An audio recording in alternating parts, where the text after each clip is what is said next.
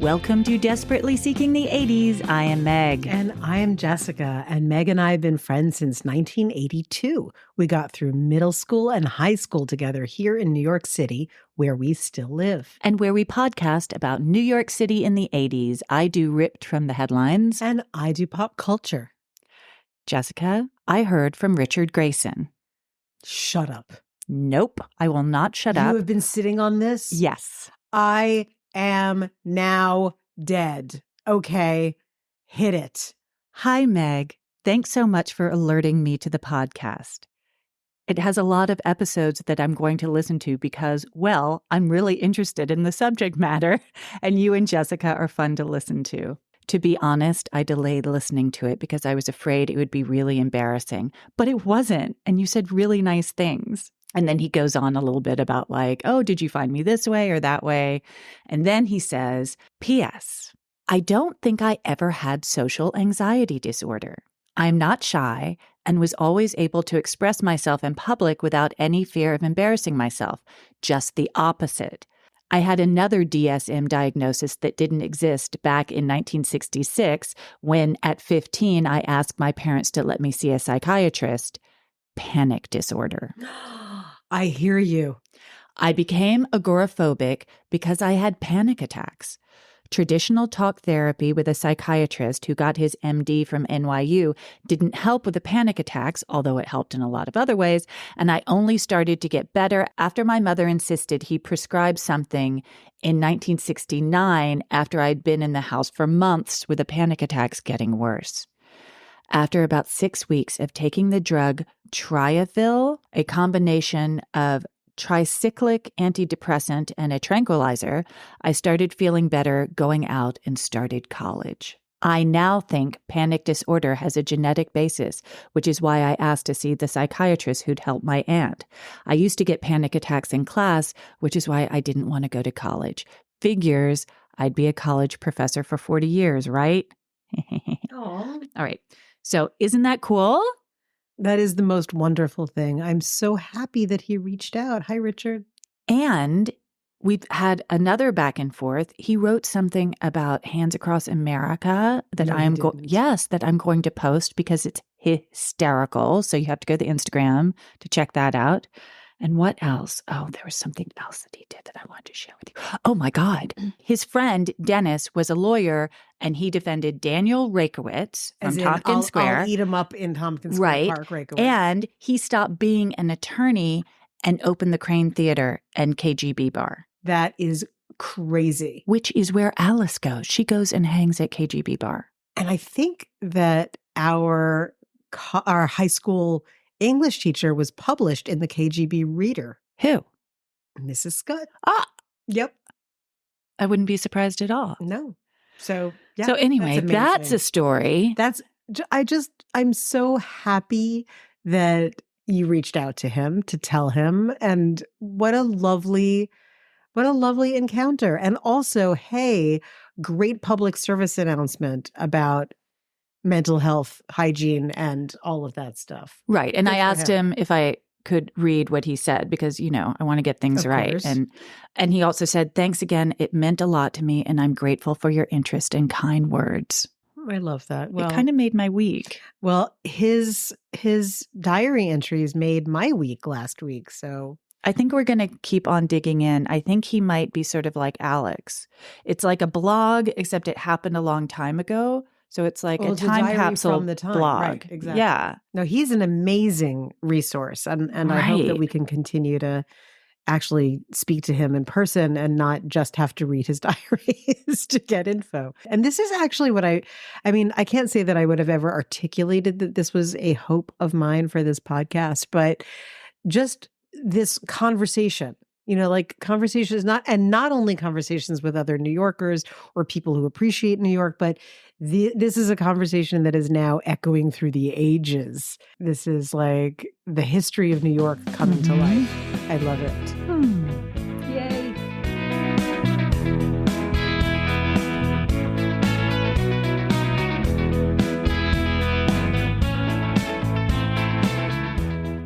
My engagement question.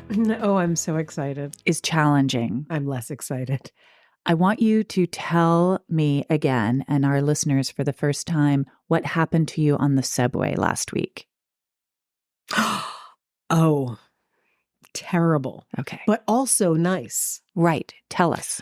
I was taking the 6 train uptown from Stuyvesant Town. So I was on the 6 train and I was busy congratulating myself for not taking a taxi and wasting money and marveling, as I do every time I'm on the subway, which is not that infrequently, at wow, the subway really is the fastest way to get around town. There's no traffic. It took me an hour and a half several weeks ago to get to an event downtown because Biden was in town and the FDR was closed. So anyway, there I was on the subway feeling extremely happy about it.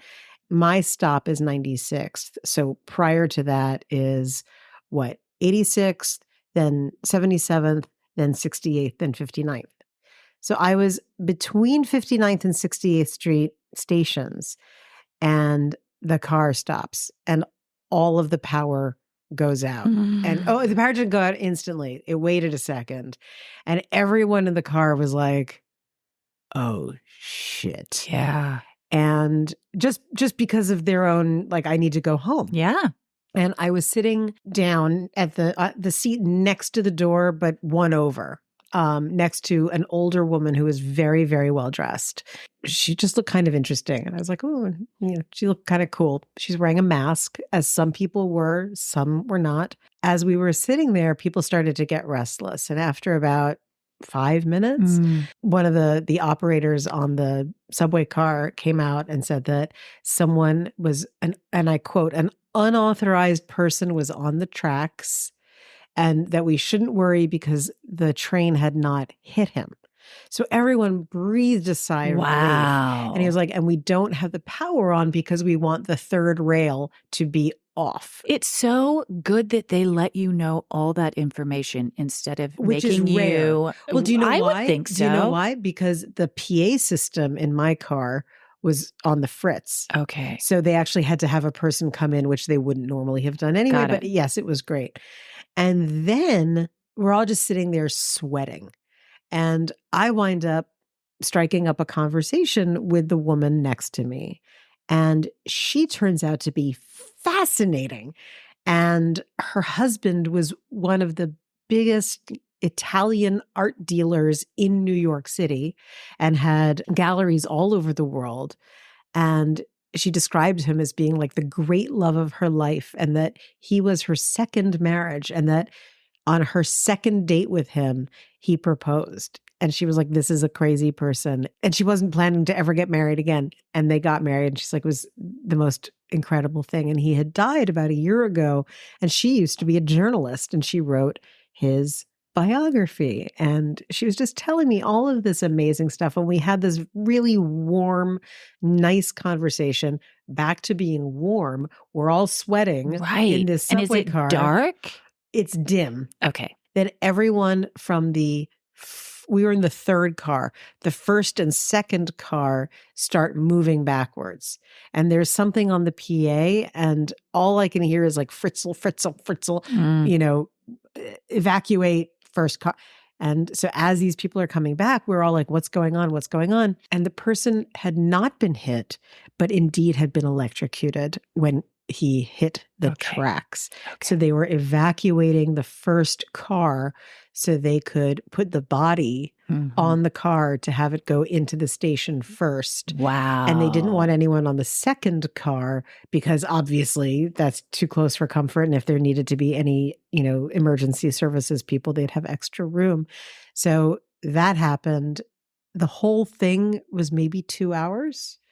And then we finally coasted into the 68th Street station. And, everyone was very grim and silent. And what was really interesting to me was that even before we knew that the person had died, not a single person acted out on the subway car. Everyone was really nice to each other. People made room so that people could sit on their bags on the floor. People were being solicitous, they were chatting with other people. No one was complaining or bitching or yelling, which frequently happens. Yeah. It was so civilized. And when we got into the 68th Street station, there was no more service. There was no catching another train. And so this procession, this mob of people just started moving up Lexington Avenue together. Oh, wow. And it must have been a very weird sight for other people. But when I got out of the subway, the older woman we were still sort of chatting, and we exchanged information, and we are having cocktails at her apartment on Park Avenue this week. Jessica. How lovely is that, right? A lovely New York story. It is. She is a journalist. I was telling her about being, my world in writing and producing and, women in arts. And it was delightful. So, New York, very New York story in my mind. Yeah. The very, very bad and the very, very good, and people having to deal with each other in incredibly close quarters. Okay. That's a wonderful lead-in. So that wasn't really an engagement. Was that? Yeah, that was the engagement that question? was the engagement question, because you inspired me to look up 2 stories that happened in the 80s. Fabulous. The first one is grim, but hold on, because there's a second one. Excellent. I am very invested in My this. sources for today, New York Times, all over the place, and New York Magazine. Early Friday morning, June 26, 1981, 26-year-old Gerard Curry took the train from his small hometown of Torrington, Connecticut, headed to Washington, D.C. He had been an honors student in high school, but had dropped out of Fairfield University after 3 years. He was hoping to get a job waiting tables in D.C. Apparently, Torrington, Connecticut at the time was kind of bleak. So good to get out. Got it. But he never made it. Police in Grand Central Terminal picked him up Friday evening wearing only pants. He said he'd been mugged, and the assailants had taken his clothes as well as his suitcase and money. At 7 p.m., he called home and said, "Mom, help me get out of here." His mom said to stay put and she'd find a friend to come pick him up. Wait, was he in the police precinct? No, in Grand Central Terminal, they have in the police area. Okay. Conrail workers, Conrail is a predecessor to Amtrak, gave him a T-shirt to wear and sat him on a bench. But at around 11 p.m., so that's 4 hours later, Jerry got up and left the Conrail police office, saying that relatives were meeting him. 6 hours later, at 5:20 a.m., there was another sighting of Jerry. 10 blocks away from Grand Central at Times Square, a group of 15 youths surrounded him. It is unclear if the kids stripped him of his clothes or if he was already naked of his own volition, but when he broke out of the group running across 42nd Street, he was entirely in the nude. The mob chased him, jeering at him and throwing bottles and cans. He ran into the subway station at 8th Avenue, jumped the turnstile, and was stopped by 2 transit police. He didn't say a word to them, but struggled with them and broke free, jumping onto the tracks, with the crowd at his heels, laughing and throwing stuff.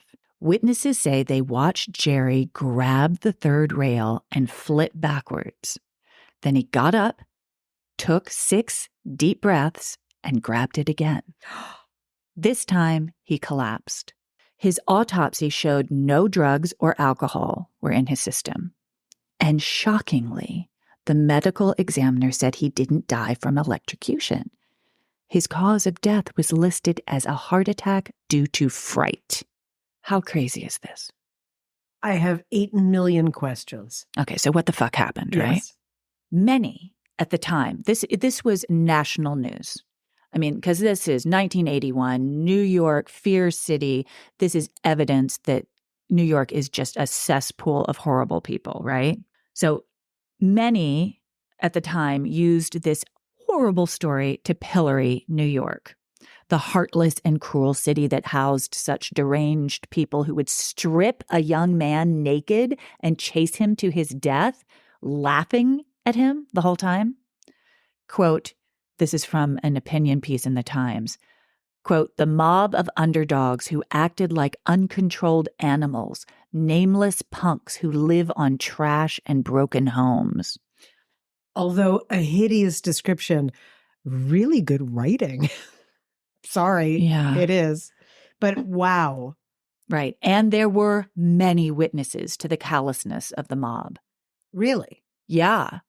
Oh, it was very public. But that wasn't the whole story. What eventually emerged was that Jerry had been behaving erratically for a few years. Well, I was just going to say, forgive me for interrupting, but you don't get naked twice in one night without, no matter how weird New York is, I don't think that you're going to have the same issues. Like someone really wants your underwear? That badly? Unlikely. Sorry. It's true. Unlikely. But the fact is, all of this background wasn't really spoken about at first. Everyone just came down really hard on New York, which deserved it, absolutely, but it was a more complicated story. A former friend from high school said, quote, he got to be cynical about the state of the world, bitter. He said it was a dog-eat-dog place. Like when Ty Babylonia and Randy Gardner had to withdraw from the Olympics and everyone was sad and disappointed, Jerry said, I'm glad they can't compete. This country is always making heroes over nothing. He used to be very outgoing, an optimistic sort of guy, but he got distant and sort of depressed in the last 2 or 3 years. His dean at Fairfield University described him as a disturbed boy. That's strong language. That is very strong language.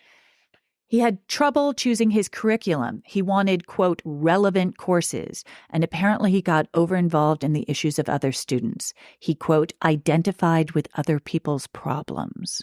I feel like this is all sort of code for schizophrenia? I don't know. Yeah. I mean, bipolar? You know what it reminds me of is that there was a kid at Kenyon when I was there. So this is in the 80s, maybe I guess a year ahead of me, who was sort of like, oh, the quirky kid, and was embraced by the hippie types. I say hippie in quotes because like they all had Jaguars or something, but you know, those kinds of kids. And they were sweet to him. Like they were on his side, but it became very evident that he was schizophrenic.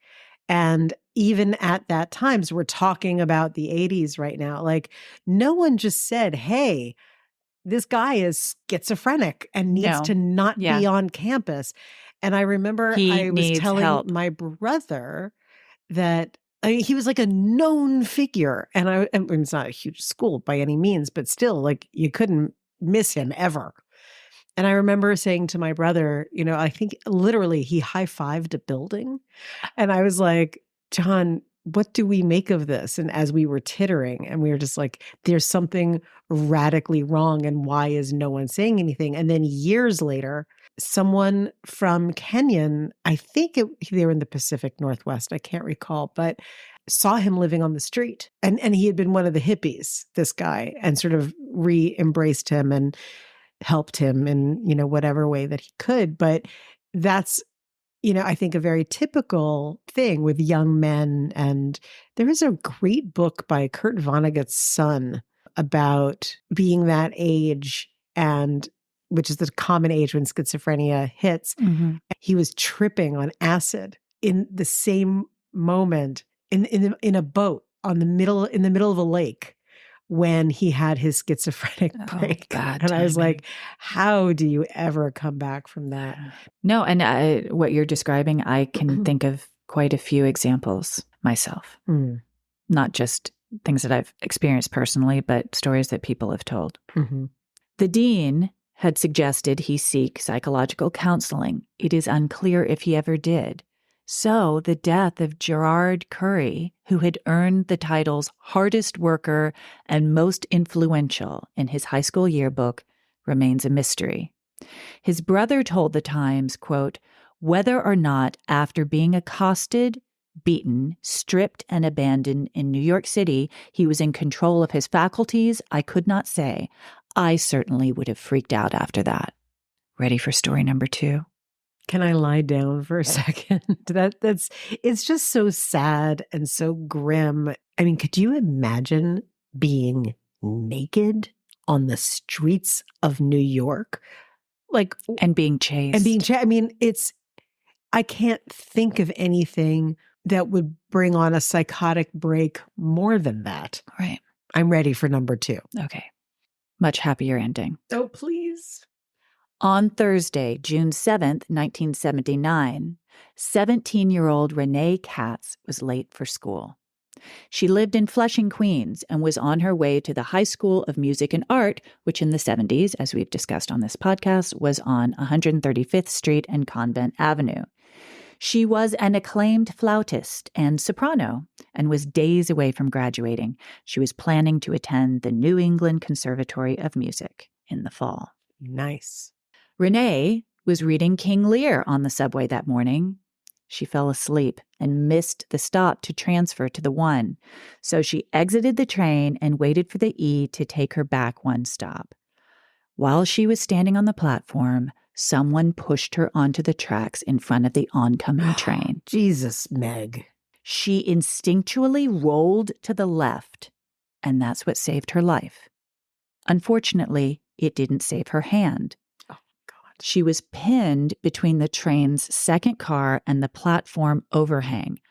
By the way, you know there's an overhang. Mm-hmm. If for some horrible reason anybody finds themselves on the tracks, you can go underneath, like basically where you stand to wait for the train. Underneath it, there is a space. Go for the space. Her right hand was entirely severed. After Renee was whisked off to Bellevue, she remained conscious the whole time, crying out for her mother. Police found her hand and packed it in ice supplied by a nearby bar.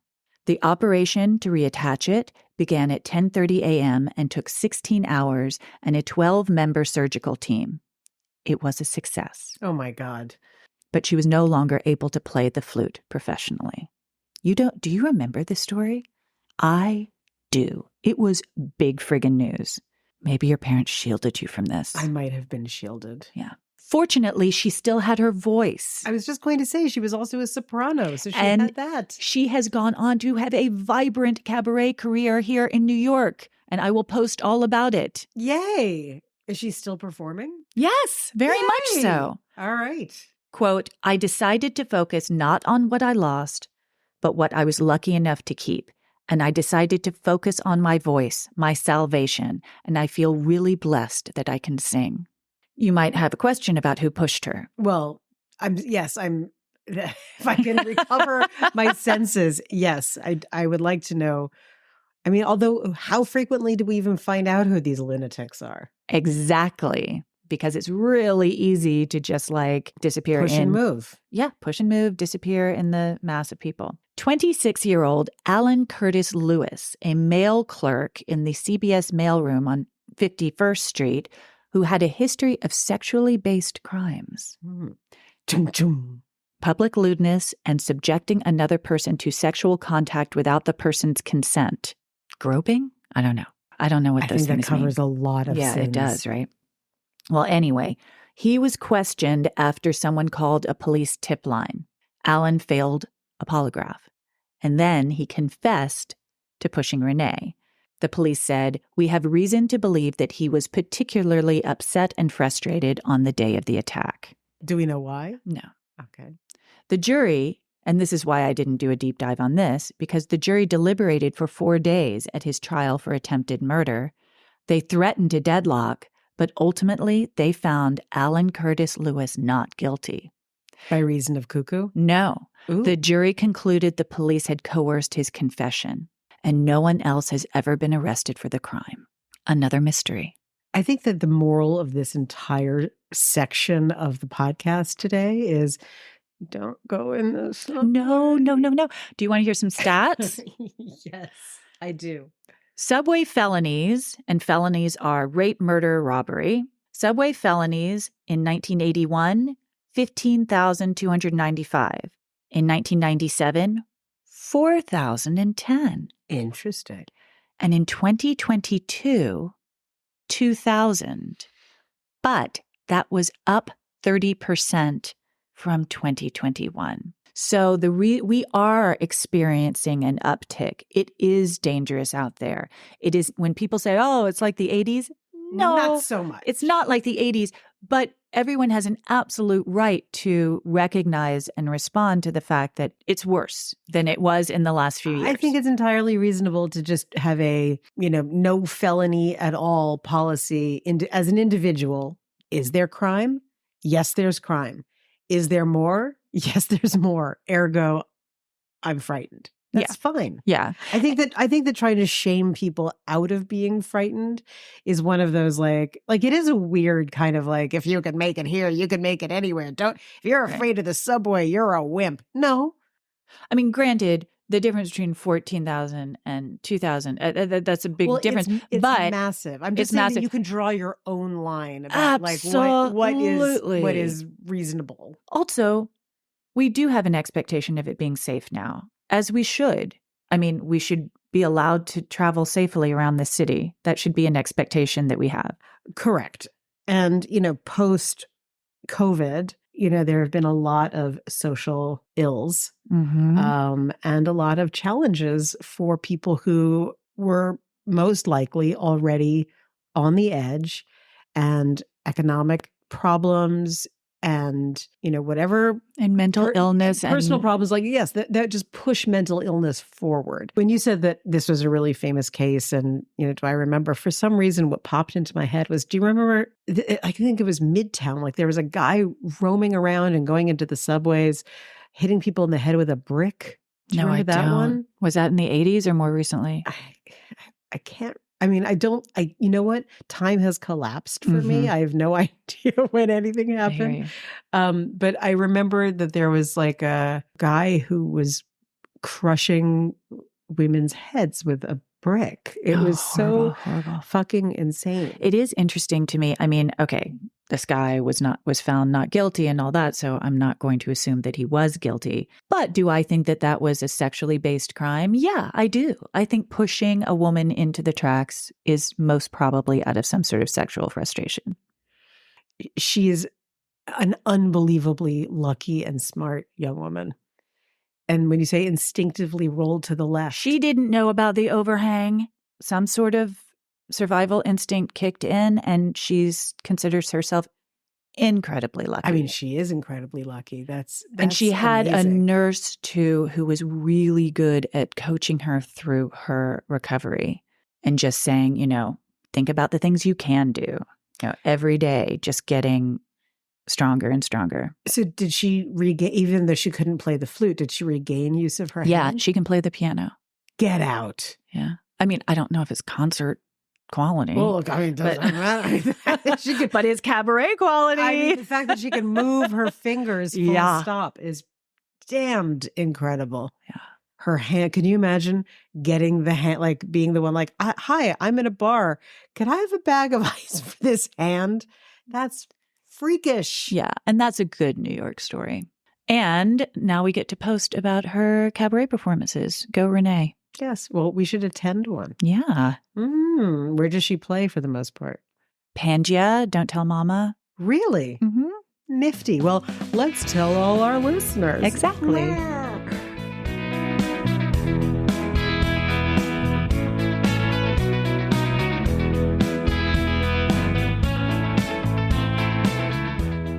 So, Jessica, the guy who started KGB Bar and the Crane Theater, which still is thriving in the East Village, is Dennis Wojcik. All right. And he was the lawyer for the cannibal of Tompkins Square Park. And his father was Ukrainian. Well, that's a very Ukrainian area, as we know. So interesting. Yeah, and he decorated KGB Bar when he started it with all this stuff that he found like in the attic in that building. Wow, that is very cool. Wild. Interesting. I am going to give you an engagement question, okay, which I rarely do. Have you ever been a fan of Spike Lee? I'll tell you, yes. Short answer, Yes, I What's have the longer been. answer now? I'm dying. I was super annoyed with Spike Lee in the early 90s. Okay. I lived on 7th Street. Yes. And he was filming and he shut down my block and I couldn't get into my apartment for a while. You know, that is the most New Yorker answer that I could possibly have ever hoped for you to come up with. And I was really grumpy about it. I'm like, I'm going home. Well, yes. You know who's the worst? Because, like, who knows what the actual director is saying or doing? It's those freaking PAs. They're like, I have a headset on and a clipboard. Just 1 minute. Just one minute. I'm like, you said that. An hour. Exactly. And you are an NYU film student who needs to go away. Right. Yes, I'm completely with you. But yeah, I actually very much enjoy Spike Lee films. When you think of Spike Lee, what is the movie you think of? Do the Right Thing. Thank you. Okay. Well, we're going to talk about Do the Right Thing. Oh, you know, we've kind of talked about it a little bit. But we're going to take a different route today. Okay. I'm ready. So, for those of you who are not familiar, Do the Right Thing was released in 1989. It is a Spike Lee joint, and it starred Danny Aiello, Ossie Davis, Ruby Dee, John Turturro, and Ruby Dee, and John Savage. Yes. Wonderful cameo. Yes, John Savage, our beloved from Hair. Oh, definitely. And also The Deer Hunter. Interesting. Anyway, Spike Lee stars in it, and he plays Mookie, who is the delivery guy for Sal's Pizza.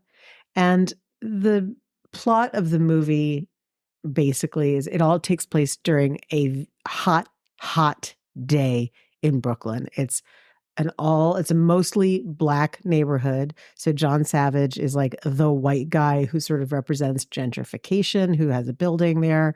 And Sal, played by Danny Aiello, is sort of a holdout from when it was an Italian neighborhood, but he has the pizzeria there. During this hot day, passions and tempers flare. Mm-hmm. And one of the main characters, Radio Raheem, has a boombox. And my favorite line from the entire movie that John and my brother, frequently would repeat to one another is when he was trying to get the batteries for his boombox from the Asian bodega owners. What batteries do you want? D, motherfucker, D!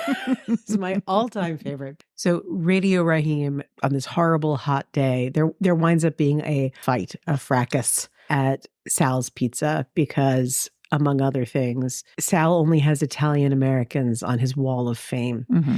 And his Black customers are like, why is there no one from our community here? And Sal says, because it's my wall. And cops show up, things go wrong.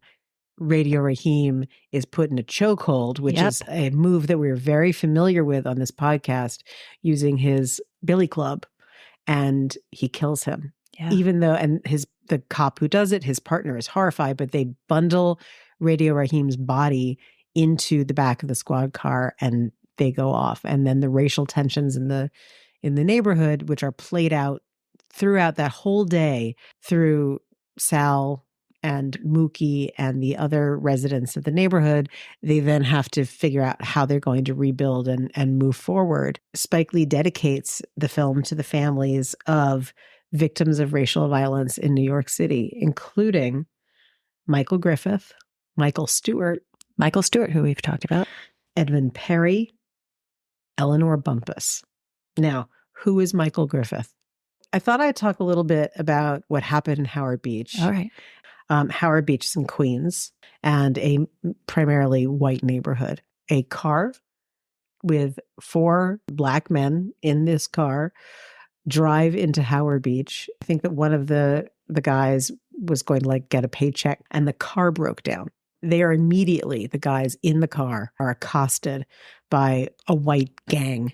They reached the New Park Pizzeria near the intersection of Cross Bay Boulevard and 157th. Another group of men, mostly teenagers, came out with bats and started to, again, yelling racial slurs, beat the Black men who were in, quote, their neighborhood. They were beaten very, very badly. And Griffith, he ran to the Belt Parkway where he was struck by a car and killed. Mayor Ed Koch was properly horrified and said that this was a lynching. Al Sharpton and Minister Floyd Flake and activist Sonny Carson all urged boycotts of the pizzeria and a bunch of other businesses in the area where nothing was done to help these men. There were protests with Black marchers who were coming into Howard Beach to protest what had happened, carrying signs that were equating what was going on in New York City to apartheid. And the white residents had signs that said white power and bring back slavery. My God. So it was incredibly horrible. Howard Beach was a flashpoint and really became a symbol of racial tension and outrageous bigotry in New York City. So that happened in 1986, and it wasn't until 1989 that Yusef Hawkins was killed. So this went on for quite some time. And so Do the Right Thing, when it came out, I don't know if you remember this, like from the minute that it was released, it was a very, very big deal. And it created the same kind of tension in theaters and in reviews and in just conversation that had actually been happening in Howard Beach. It was mimicking it. It was a fascinating cultural event unto itself. But what I think is really interesting, something happened really soon after Michael Griffith was killed and after Yusef Hawkins was killed. We had our first Black mayor. The new mayor was David Dinkins. He won running against Ed Koch, who was trying... Basically, Ed Koch didn't respond very well to the Yusef Hawkins situation, and that gave David Dinkins a big boost.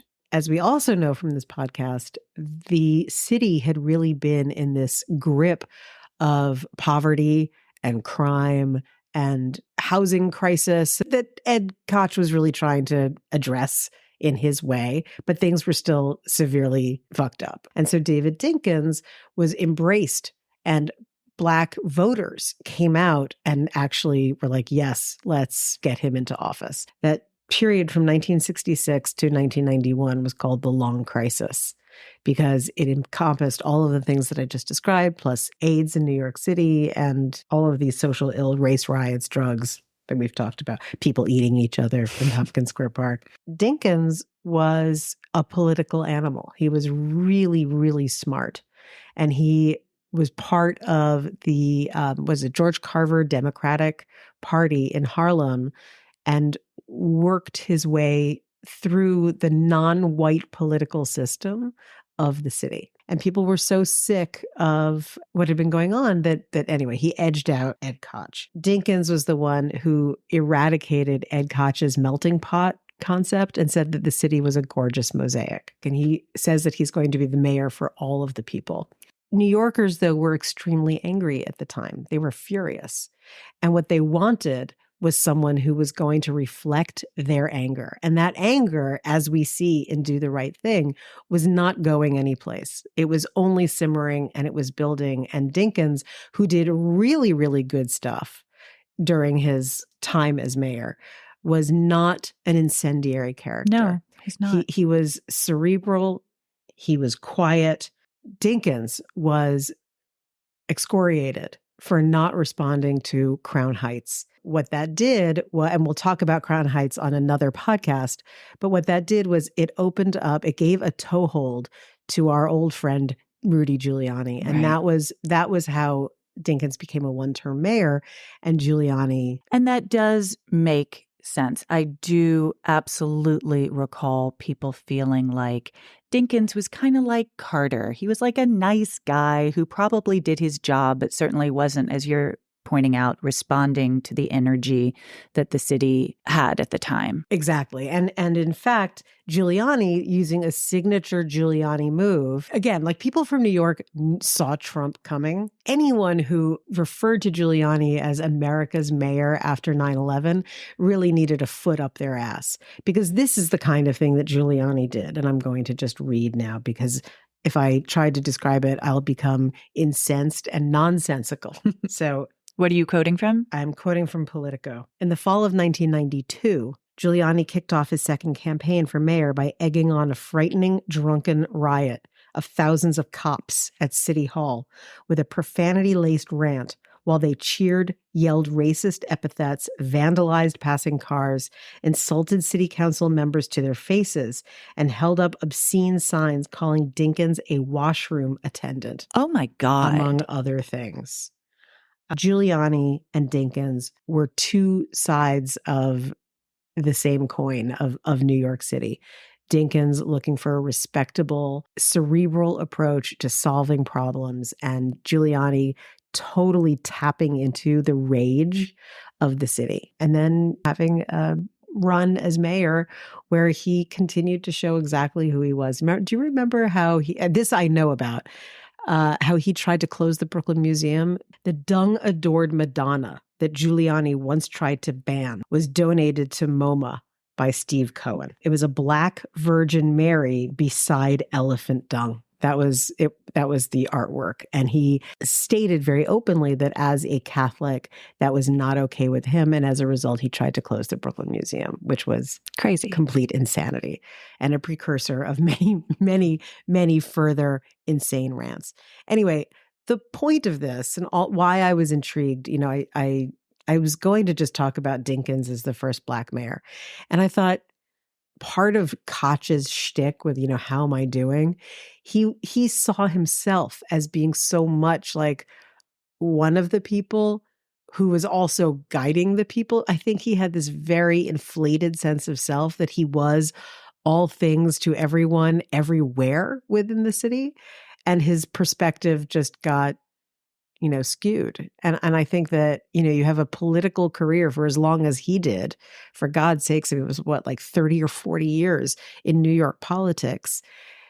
And you just think you're going to slide into another election. Yeah, I think it's complacency. And I think, the whole how am I doing thing was also, you don't ask questions unless you know what the answer is going to be, right? When you're in politics or you're a lawyer, you try not to. And I think that his whole how am I doing campaign was assuming that everyone's going to say you're doing great. After Yusuf Hawkins was killed, it probably didn't occur to him. He knew it was terrible, but politically, what was the environment and how is that going to affect him? And also, Al Sharpton had been building up a whole coalition of Black power players, and they were very useful as far as getting Dinkins into office. Well, and what to speak to that, what I didn't know was that this George Washington Carver Democratic Club was the Black response to Tammany Hall.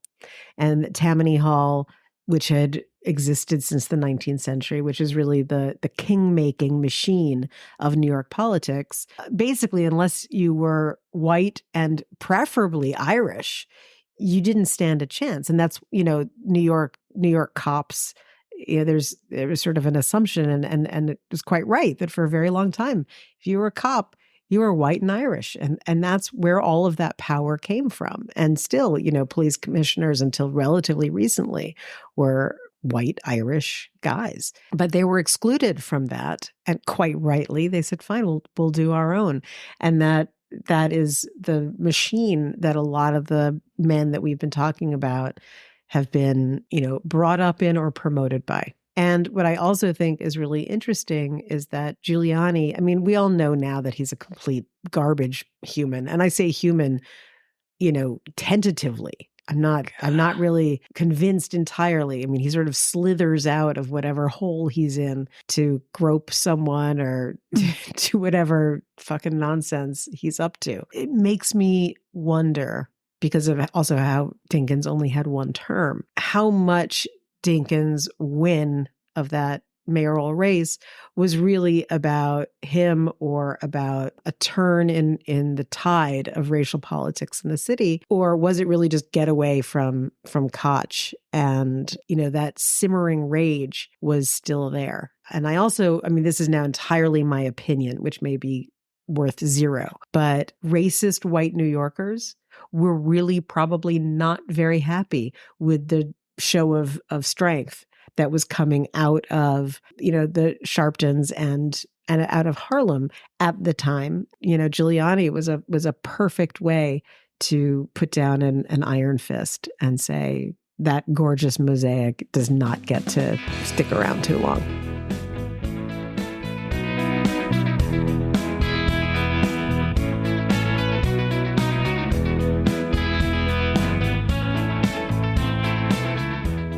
What I'm trying to say about Dinkins and Giuliani is that they were a study in contrasts that was outrageous. Giuliani got the better of him by being a racist troll. And there's this article in Gothamist that you have now found and are kindly letting me read from. Quote, Giuliani is to Dinkins what Trump was to Obama, said Christine Greer, an associate professor of political science at Fordham University and author of the book Black Ethics, Race, Immigration, and the Pursuit of the American Dream.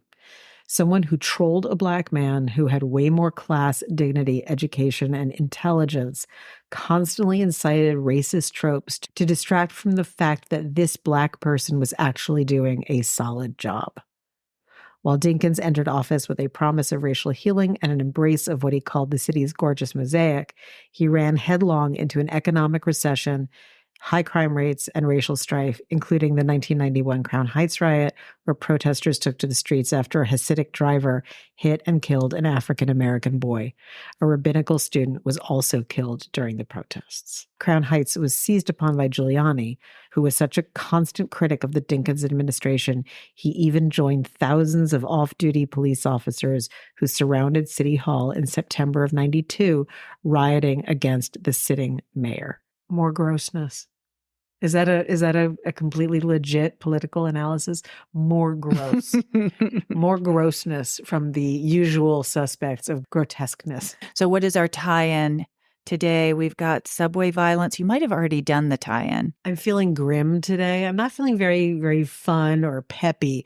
I'm feeling kind of grim today. Maybe it's like after our week of soot in the air and feeling kind of 9/11-ish. After the Canadian forest fires. Unrest in the streets. Yes. Maybe it's just how easy it is for there to be a moment where, a group of people will commit to a heinous act, how that can turn in a second. We've talked a few times today about sort of mob mentality. Mm-hmm. The police officers at City Hall and the people chasing that poor naked man and in Do the Right Thing. I don't know. And the awful kids in Howard Beach that we definitely have to do its own separate podcast about. Mob mentality, not good. Yeah, I think you're right. I think that it's about mob mentality and how freaking scary it is. And I think also, this just occurred to me, everything we do is in such close quarters. If there's a mob doing something hideous, you can't really get away from it. It's happening in front of you, and it's pretty easy to, I think, if you are susceptible, to get swept up into it, and if you are not interested, to wind up being a target. The flip of that, though, is those lovely people on your subway car who collectively decided to be very supportive of each other. So are we going to coin a new concept, which is the positive mob mentality? Positive mob. Positive. It's like flash mobs, but cuter.